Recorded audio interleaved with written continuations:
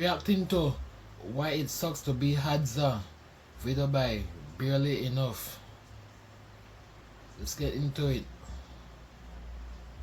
You opened your eyes, and the first thing you ever saw were topless women with dangling arms, rubbing your eyes and checking to see if you're a boy or a girl. In the thickest bush of northern Tanzania, the woman checks to see that you're a boy, and later in life proceeds to further check if you are fit enough to kill a giraffe when you become a teenager. Tanzania, where is that located in Africa? I'd assume because it looks like they are a tribe, right? So I'm assuming it's Africa. Well, I know other places besides Africa had tribes, but it's gotta be somewhere in Africa, right? They break into a weird song. You hear this and assume that they're happy for you. Too soon to conclude, though. The women are quick to do the next thing.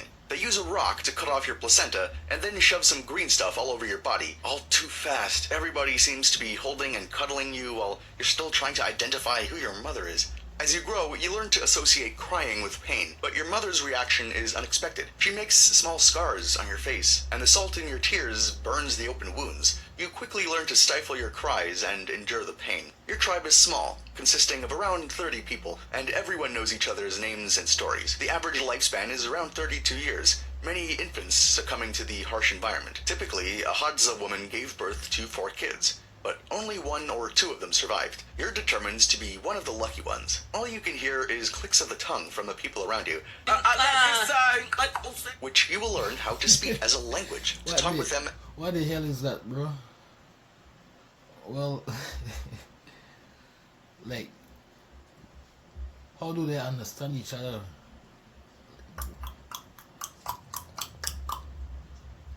Like, how do you know what the other person is saying? And how do they understand you? Like, that's literally not words, bro. That's just sounds you're making, like random sounds.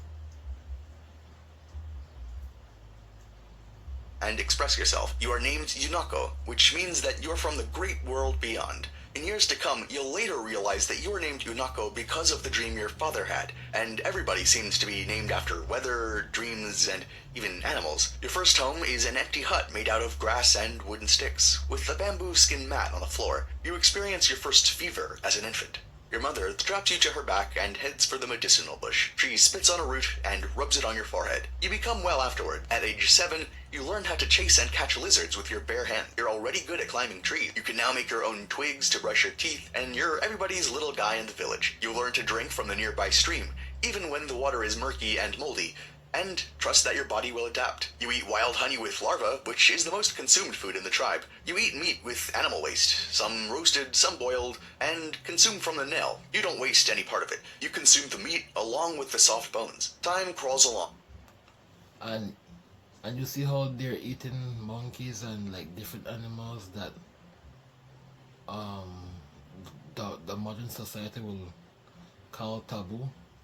No, right? See, instances like this is where we should be grateful for the little things that we have, right? Because imagine like born in this type of environment, right? That's all you know, and you have to like hunt for your own food and stuff, right?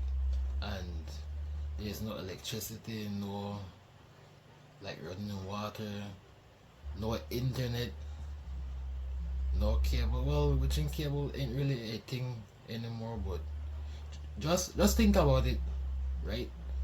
Me and you that's watching this video is very lucky and should be grateful for the things that we have, because that could be us right there, and those people could be us right now sitting watching this. See, so you gotta be grateful for the little things that you have. But that's crazy, bro. Eating monkeys and but anyways, And teenage years creep in.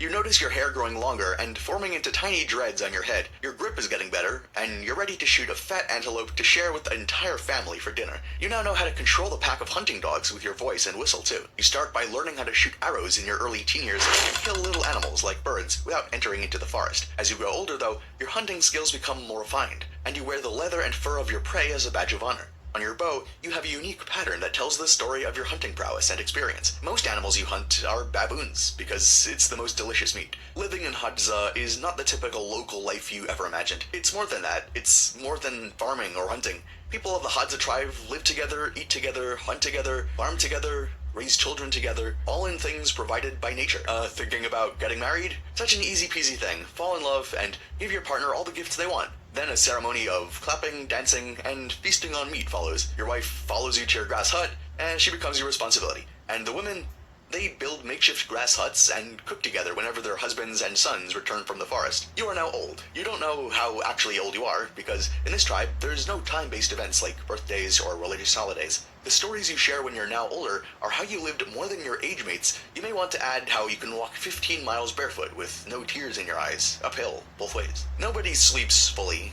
because danger and death seem to be lurking around constantly. You go out every day to hunt animals. I want to know, like, who came up with this thing called age, right? Because they don't, like, keep track of that, right? But we do, right? But I know before, I'd say, like, slavery and those type of things, before they brought our people to the western side of the world, we didn't, like, follow those type of things, like, birthdays and, like, Christmas and those type of things. Well, I'm not really a big history person, but I'm just saying. Otherwise, there will be no food for you. The rinse and repeat routine continues until you grow old. You become an elder, and the younger ones look up to you as ancient and wise. This is because you now hunt less and speak more. More peaceful days of sharp memory and weak bones. You begin to advise younger ones on how to get water when there's a drought and how to woo a woman with bushmeat to like them. The memories of your adulthood initiation ritual sticks with you until you're in your grave. There's one disturbing episode that... You open your... Anyways, if you want to see more videos like this, like more reactions, like, comment, share, subscribe, them type of badness there. With that being said, peace.